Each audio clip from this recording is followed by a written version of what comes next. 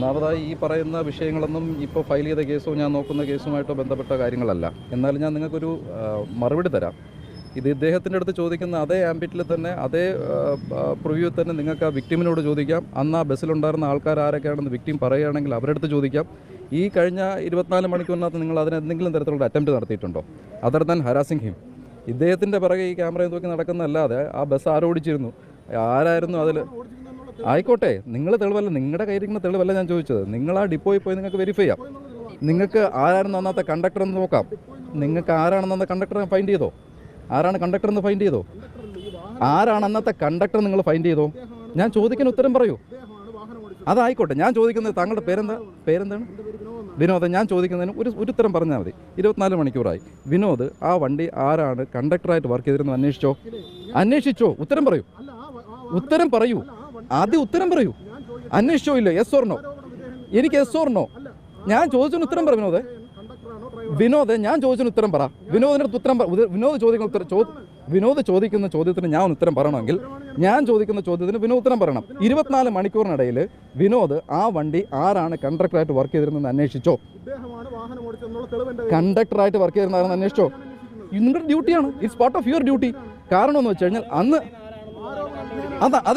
അത് കണ്ടുപിടിക്കണമെന്നുണ്ടെങ്കിൽ ഈ പറയുന്ന ഇദ്ദേഹം പറയും പോലെ വാഹനത്തിൽ കണ്ടക്ടർ ആരായിരുന്നു, അന്ന് രജിസ്റ്റർ ചെയ്ത റിസർവ് ചെയ്യുന്ന യാത്രക്കാരാരൊക്കെയായിരുന്നു, അവരെയൊക്കെ നിങ്ങൾ ബൈറ്റ് എടുക്കണം.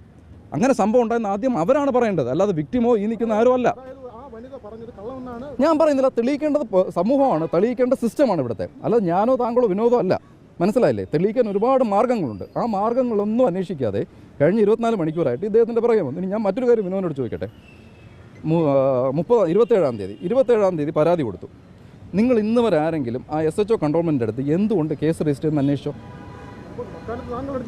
അത് രണ്ടാമത്തെ വിഷയം. അത് ഇന്ന് വക്കാലത്തെടുത്ത് എന്നാ 4-ാം തീയതി 30-ാം തീയതി അല്ലെങ്കിൽ 27-ാം തീയതി രജിസ്റ്റർ ചെയ്ത പരാതിക്കകത്ത് ഈ നിൽക്കുന്ന ആരെങ്കിലും ഞാൻ ചോദിക്കുന്നതിന് ഉത്തരം പറയൂ. ചലഞ്ച് ചെയ്യുന്ന രണ്ടാമത്തെ വിഷയം രണ്ടാമത്തെ വിഷയം 27-ാം തീയതി രാത്രി 10:00 കൊടുത്ത പരാതി SHO കൺട്രോൾമെന്റ് എന്ത് ചെയ്തു എന്ന് നീ നിൽക്കുന്ന ആരെങ്കിലും ഒരു ബൈറ്റ് എടുത്തിട്ടുണ്ടോ? ബൈറ്റ് എടുത്തിട്ടുണ്ട്. വാർത്ത കൊടുത്ത രണ്ടാമത്തെ വിഷയം എന്ത്? വിനോദിന് മലയാളം മനസ്സിലാവുന്നില്ലേ? മലയാളം മനസ്സിലാവുന്നുണ്ടോ? ഏത് കോടതിയെ സമീപിക്കുന്നു എന്നല്ല ഞാൻ ചോദിച്ചത്. ഒരു മിനിറ്റ്, നമ്മൾ സംസാരിച്ചുകൊണ്ടിരിക്കുകയല്ലേ. ഒരു മിനിറ്റ് ചേട്ടാ, ആരാണ്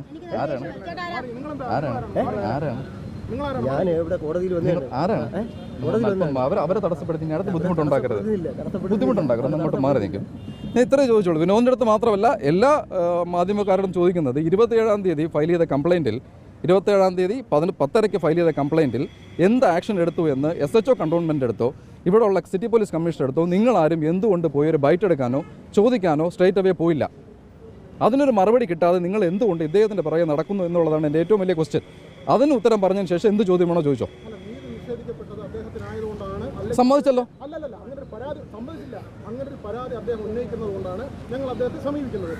അതായിക്കോട്ടെ, ശരി. വിനോദ് പറഞ്ഞ കറക്റ്റാണ്. വിനോദ് പറഞ്ഞത് വളരെ കറക്റ്റാണ്. നീതി നിഷേധിപ്പിക്കുന്നത് കൊണ്ടാണ് അദ്ദേഹത്തിൻ്റെ അടുത്ത് ചോദിച്ചത്. പൊട്ട് അത് വിടും. ആ സ്റ്റേറ്റ്മെന്റ് വിടും.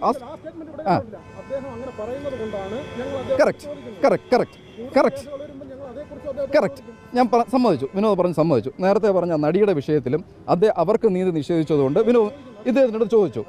ഈ വിഷയത്തിൽ യദൂര് നീതി നിഷേധിച്ചുകൊണ്ട് എന്തുകൊണ്ട് പോലീസിൻ്റെ അടുത്ത് ചോദിച്ചില്ല? അതിൽ കാര്യമുണ്ടോ? ആരുടെ ബൈറ്റ് എടുത്തു എന്ന് അദ്ദേഹത്തിൻ്റെ അടുത്ത് അതല്ല ഞാൻ ചോദിക്കുന്നത്. നിങ്ങൾ അന്വേഷിച്ചോളൂ. എന്തുകൊണ്ട് പ്രൈവറ്റ് കംപ്ലയിന്റ് കൊടുക്കേണ്ട സാഹചര്യം ഉണ്ടായി?